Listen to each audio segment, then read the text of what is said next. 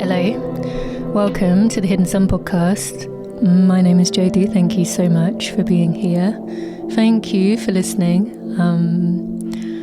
This is the first recording that I'm doing of the new year, so it's the start of February, and my God, there has been so much happening in the world, so much, and I've been feeling very much in the kind of seed underground stages of certain creative things, but I do have things to say, so I thought I would come here today and speak to a particular thing that has been kind of whizzing around in my mind's eye and kind of has been keeping me up at night a little bit, not in a negative way. I just really want to articulate certain things, so I think I'm going to call this episode "The Cost of Your Heart's Vision." That's the wording it kind of feels like whatever I might end up saying is moving around, although I don't know exactly what it is that I want to say, but I'll get there. And so this is, I believe, maybe a transmission on the value of things, how we value our gifts, and the cost of creative work, and how we value that which is imbued with spirit and soul and humanness and vision and love and many other things that I could say. But I'm talking about the handmade and the human-made and that which is offered out from the depths of our humanness, offerings into the world. I have so much to say about this. I think about it all the time, and I'm living it.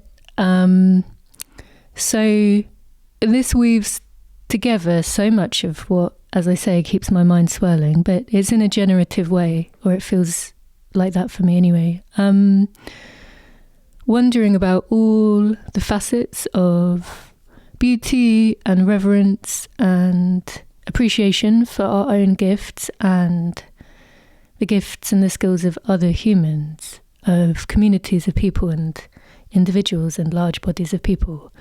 Bear with me, because I feel like as I start to speak this could come out quite spirally, and I'm going to put my cup down. Hang on. So the place this comes from in me is as a jeweller of, I believe, I think it's 6 years now I've been trading as Palmworks, and more recently as a photographer by trade. I do both these things. I mean, I say I separate them out, but it all feels like it's all from me, so it all feels like one big thing in my mind's eye. But yeah, those are my two kinds of services. And the place that this comes from too is always as an artist by nature. I've not always been somebody who's created and then sold those creations, but for a good chunk of my adult life that has been so. And so this, I guess what I'm saying, this may relate to you as a maker, a creative, or anyone who offers something born of their heart into the world from their gifts. So it could be wisdom, it could be artistry, it could be hands-on work with people rather than making by hand in that sense. It could be many, many things.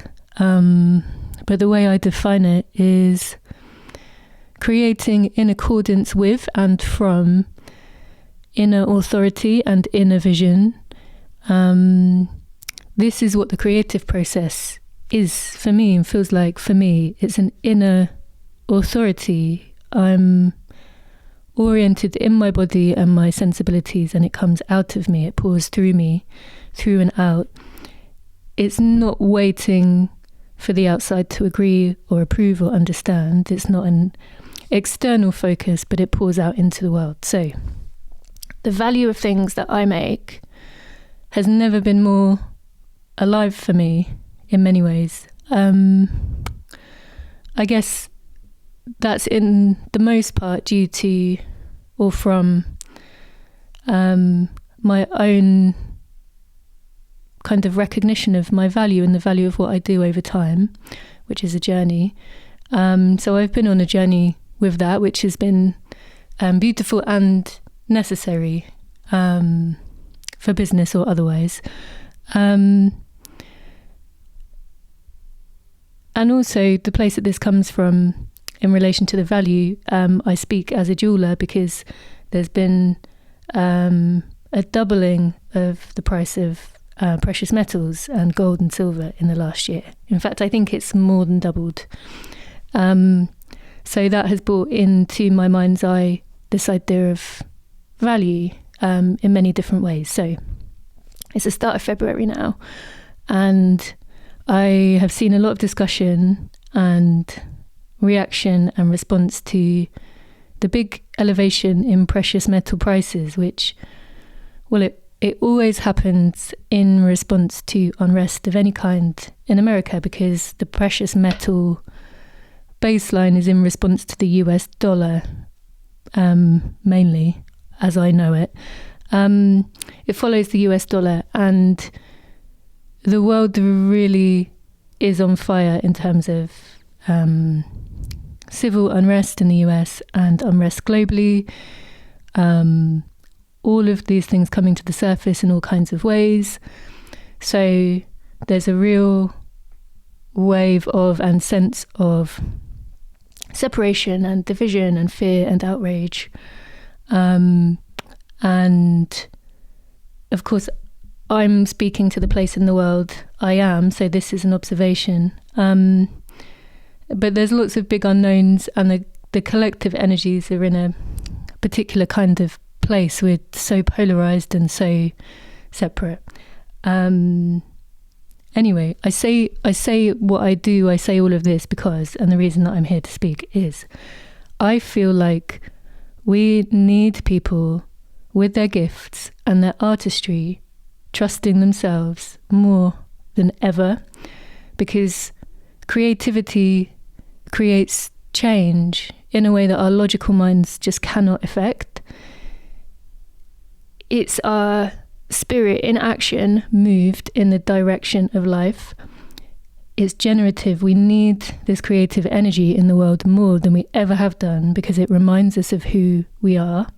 It's like a signal that's beamed out from the inside. Anyway, I feel like I'll circle back to that, but what I wanted to touch on, I guess, are a few threads that weave together. So I have a slightly different lens on the jewellery kind of price of gold and silver thing, beyond the kind of concern that I think is the main focus. I say main focus from what I can kind of see and observe in the world of people talking about, which is, for small businesses anyway, apart from just how eye-watering the increases and the impact that this has on business, small business, around kind of, if I raise my prices, will I price people out? And so I see jewelers laying out, breaking down the material costs on social media, trying to explain why the thing they make will cost more.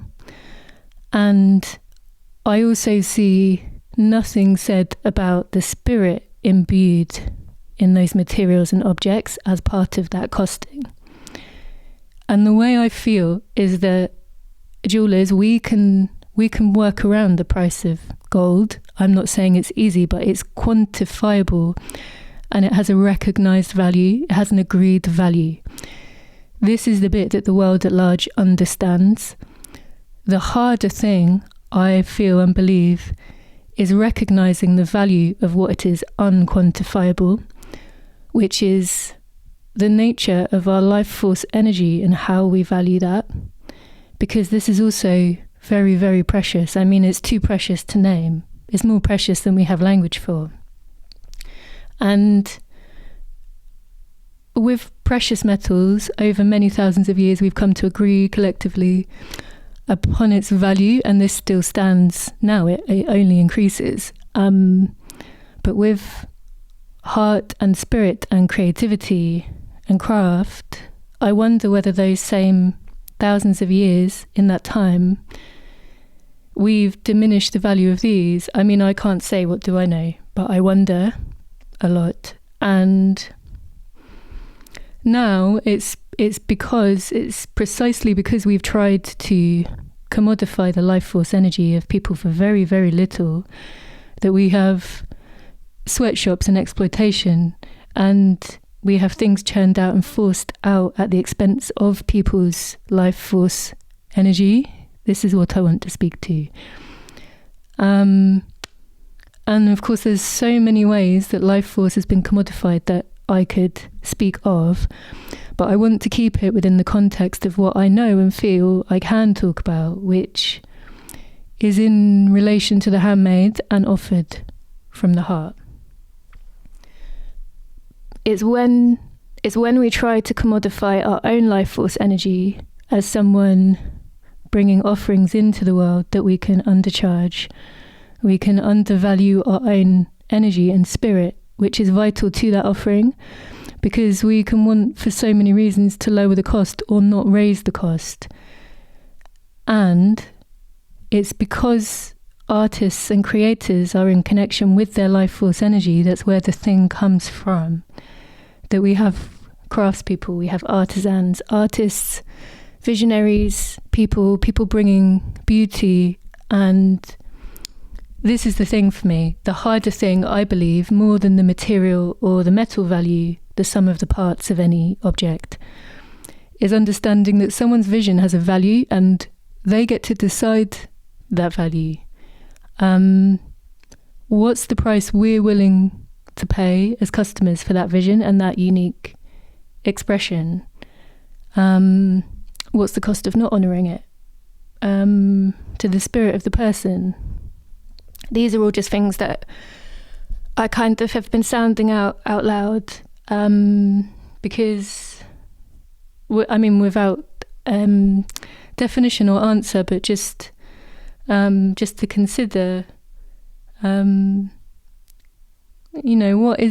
what's the value of my unique way that I see the world? What's the value of the way that I see beauty in my way, although it is kind of universal and archetypal, the particular way that I see that and translate that into object. What's the value of that? And what is, and I hope you ask yourself this too, if you feel it relates to you. What is the unique value of my vision, my imagination, my way, my dexterity, my skill, my gifts? What's the value of all of these things?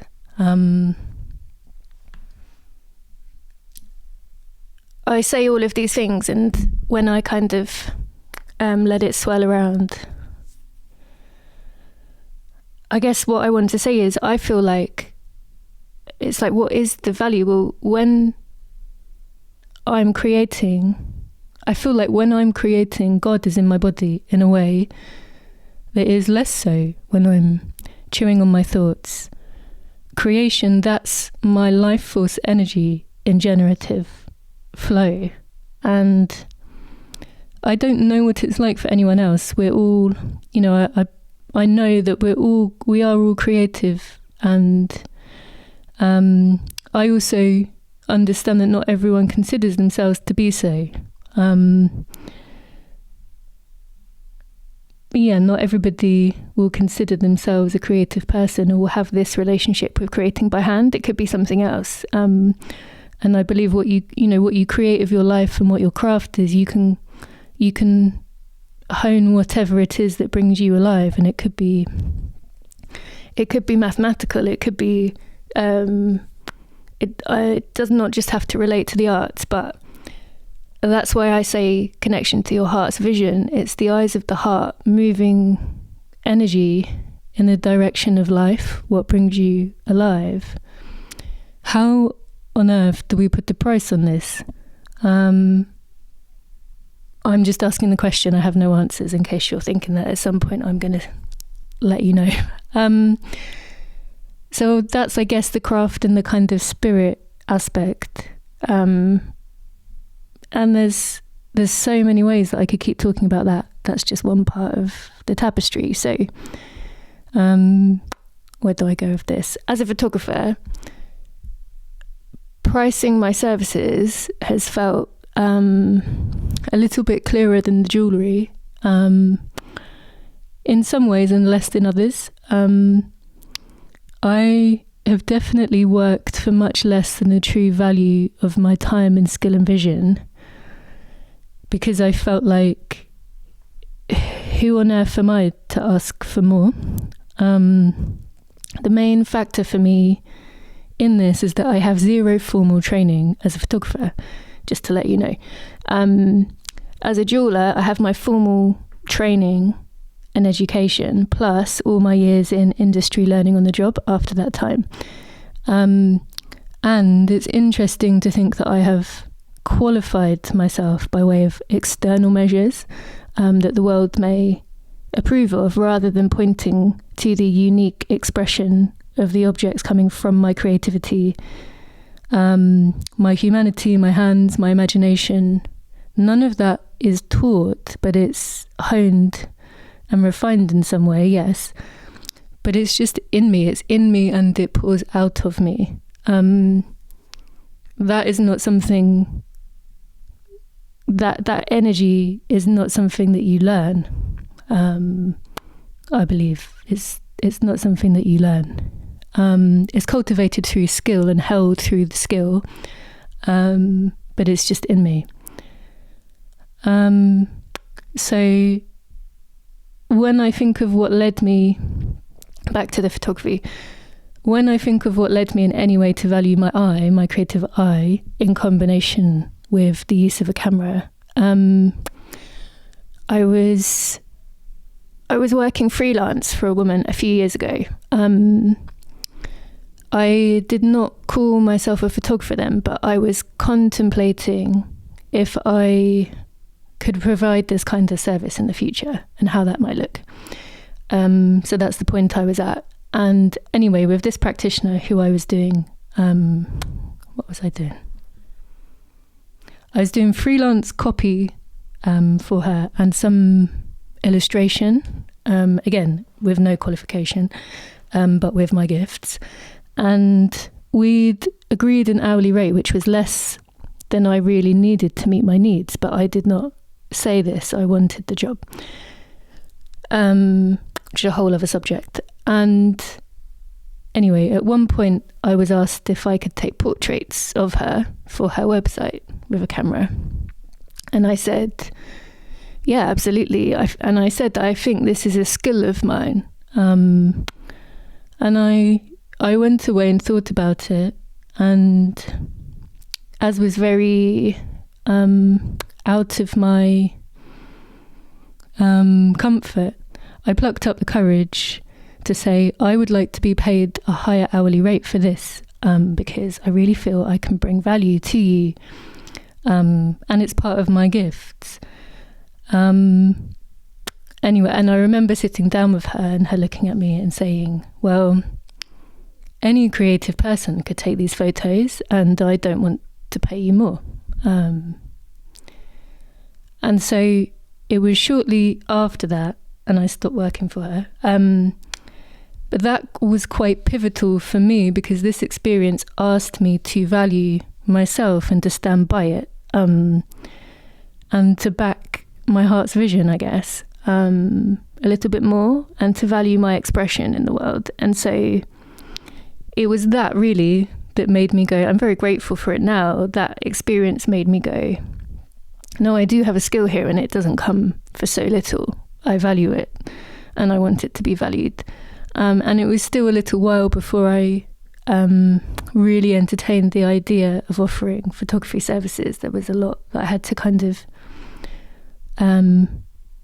get out of my own way, I guess, in order to let that be true. But anyway, this happened to me more than once, and it looked like a different experience on paper every time, but really it was always showing me back perfectly some aspect of myself in relation to how I value my skills and gifts and how I present them to the world. And I also want to say that this is why holding the vision of your heart is vital, because I did not know then that how long ago was it? 3 and a bit years later, somebody would be saying to me, "Thank you so much for what you do. I don't know how I would have launched my business without this imagery," or whatever else it is that's mirrored back to me. We hold the vision of our heart without knowing, and that's the magic. Anyways, in both the photography and the jewellery, I've also had people pay me more than I've asked for. When I've not asked for the true value of something and it's been seen anyway, that has been huge for me. I mean, no one expects that, I don't think. And on the jewellery side of things, I have been in front of somebody and I've told them the price of something that I've made. They're holding it in their hands to paint the picture, and I tell them the price and they place it down and walk away. This is an interesting one, and of course it's completely fine. I'm grateful for it all. But it's a particular kind of experience, and if you're a maker, you may well recognise this particular place. Maybe it's a rite of passage, I don't know. But other things I want to say about value. With the jewellery, I've had other jewellers be, I'm trying to think how to say it, overly inspired by my work. Pieces that have had my kind of energetic signature, shall we say. You can tell I made it, basically. You can tell Jodie made that thing. And I've had other jewellers create pieces that look so similar that my customers have sent me screenshots and said, "This looks like you." But that person has been selling it for less than the price than I ask for my pieces. And they have even described it with a similar language to the way that I might language something. That's a whole other conversation, and I don't want to kind of dwell on that aspect, but I feel like I need to take a breath. Where am I moving to? So, yeah, I don't want to dwell on that, but these are all kind of things that I think about in relation to value. I mean, there's so much more. I could talk for hours and hours about all of these things, but with the handmade, there are so many other parallel conversations I could move in the direction of, because, you know, you have value in relation to art, which is such an expression of our spirit. And also I feel where people at large have such a divided sense of value, because there's an idea of the cost should reflect skill, and sometimes, you know, it's a scribble on a page and people have a problem with that. That's one thing. And there's also where something crafted overlaps with artistry and with luxury. So like a pair of earrings can be wearable, they can be considered wearable art. And they're well made and also sculptural and very expressive, and this can change kind of where that thing is positioned and how the thing is seen and valued and how much someone decides it should cost.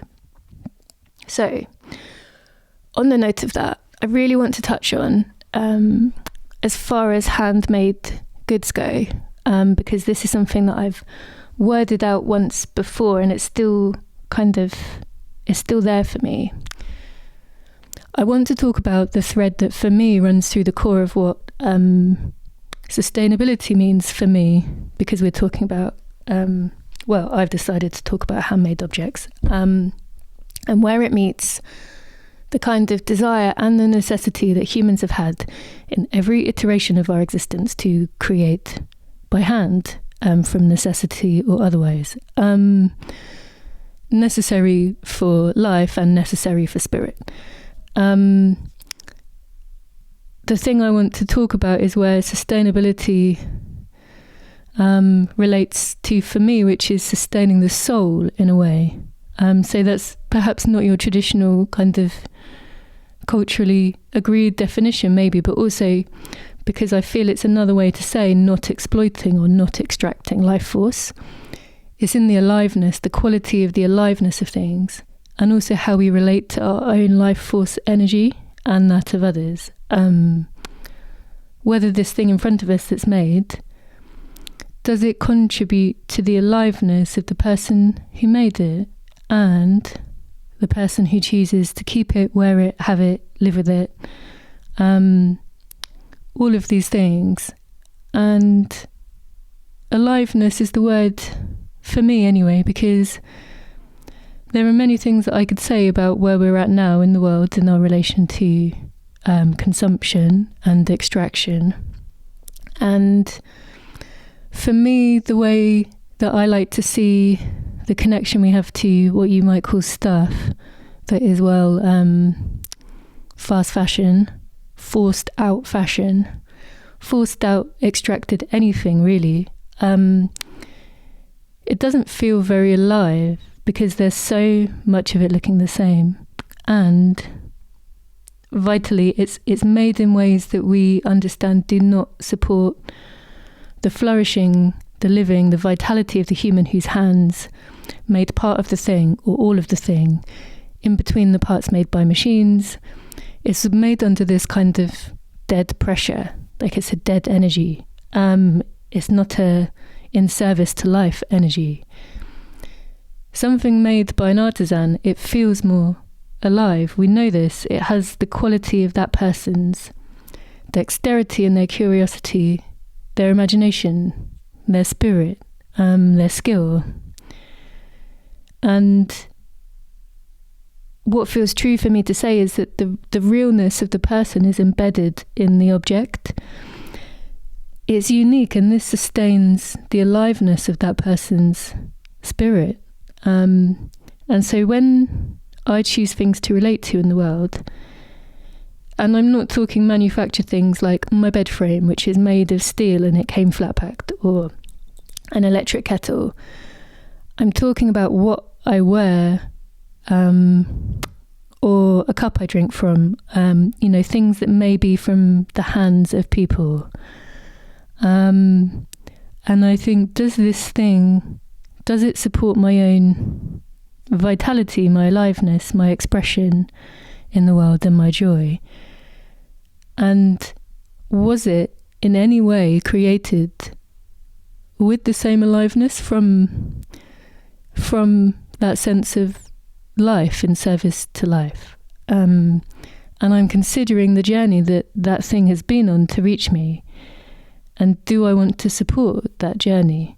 And I feel like it's reasonable to consider that not every single thing we own and relate to will or has to hold this quality in the way that the world looks now.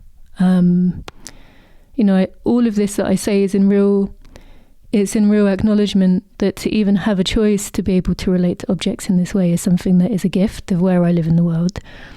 And it's not always available to me even. I'm talking about the times when it is available. This is a very kind of extra kind of choice or recognition for things. But anyway, there's plenty, as we well know, and it's very confronting in its nature. We know that is forced out and that does not hold that vital quality, the signs of life. And I know that I may not approve of the way that thing or that object came into the world, the conditions that someone made that thing in, the conditions that the items were packed in, the environment, the human impact, the ecological impact, the environmental impact, the community impact, all of those things. And these might also be essential and affordable and necessary things. And I might not approve of it, as I said. And I feel like all of this can exist together, and we can have a desire for change, a deep desire for change. And it's all there, and it's all part of how we relate to these things. I feel like I've gone on a tangent. Let me decide where I'm going. The way that I want to approach all of this is that we are able to know for ourselves where the value is and where we can appreciate all of these journeys. All of this is to say, I believe, that which is crafted sustains us. It sustains us because it's both from and in service to the energy of life. And it's not always, what's crafted is not always available to everybody, and that's also okay. And staying with the good side of things and the nature of clothing and objects, and because this is where my attention is, because I create jewellery and I adorn second-hand and vintage things and give them a new place to be in the world. There's another part of this conversation to be had around the nature of second-hand and objects that have been made quickly by force and that are already in the world. Is possible, I believe, and deeply, deeply necessary to still have appreciation for things that are churned out into the world in ways that we do not approve of and in ways that we want to change. There is beauty here too. I know it's harder to see, but I really do believe there's still beauty there. And it's vital that we value in some way what has been made quickly and that already exists, so that these things are not disregarded, displaced, lumped into the dark and cast aside. For things that are brought into the world by force, we give those things value by appreciating them. That which has been churned out by force or extraction has the power to be transformed by us turning towards it, by having appreciation, reverence and care for it. Even if it's made of plastic, even if there are hundreds of thousands of others, the way that I feel about it is that by not disregarding it in all the ways we cannot disregard those things, by not disregarding it, we transform it. And it's so hard to transform something if you decide that the very way that thing exists is wrong.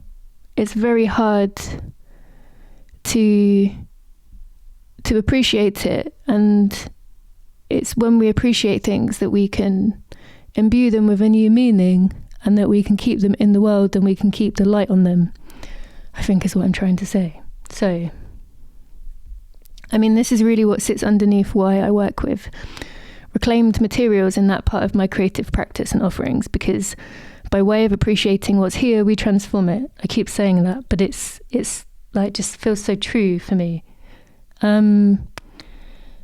There's a way that when we hold reverence for what is here, the materials of our everyday, which there's so much of, and then we start to see as less valuable, and we know that there's more, so we treat it as nothing. But when we look again and see that thing as holding a quality of something special, by making it special, it becomes sacred, and we can revere whatever we want to. We can choose where our attention goes and what we decide is special and valuable. And we say, I'm going to treat this thing with care and I'm going to keep it. I'm not going to chuck it away or treat it like shit. Well, then we're transforming things.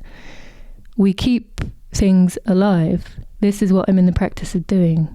I don't know another way. My creative offerings are the most alive thing I can share because they're the least crowded by past and future, and they're the most imbued with the now and how I feel now and what's in my heart now. So they offer the most presence into the world, and I believe the most beauty in the way that I see beauty. And beauty matters in the world. Recognition of universal beauty, this primordial in our bones beauty, is recognition of our own aliveness in a very essential way.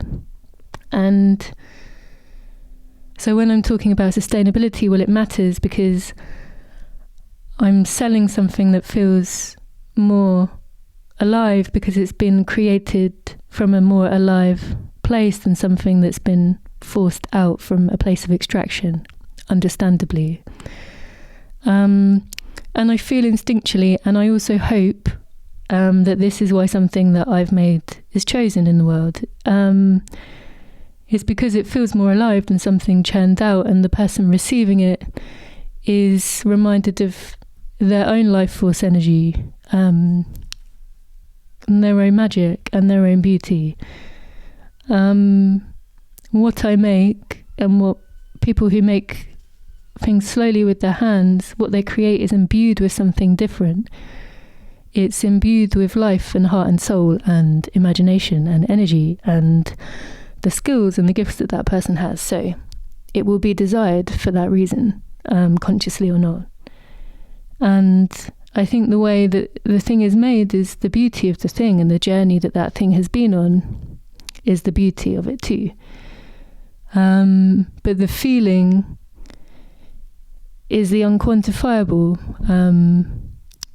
No, that's what I wanted to say. And, I will die on the hill of beauty matters. Beauty matters. I'm in service to that. And I also have a really deep respect for the materials that I use, which they happen to be reclaimed in the case of jewellery and other things. And this is where I see the beauty. Again, it's the beauty. It's just what's always there for me. And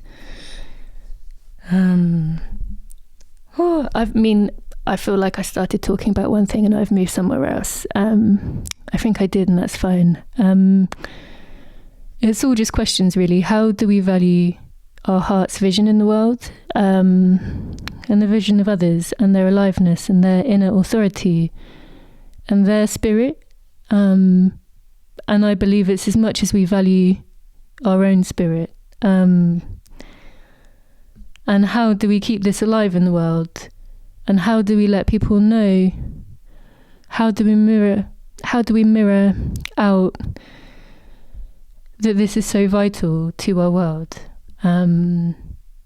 Because the thing I want to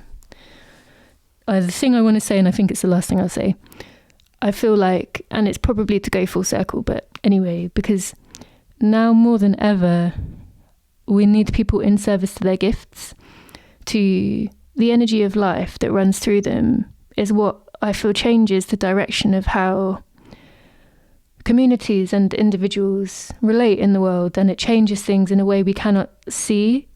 Like I say, it's like a signal that's beamed out, but we must trust it's of value, and it's vital to our spirit and our hearts to keep this alive.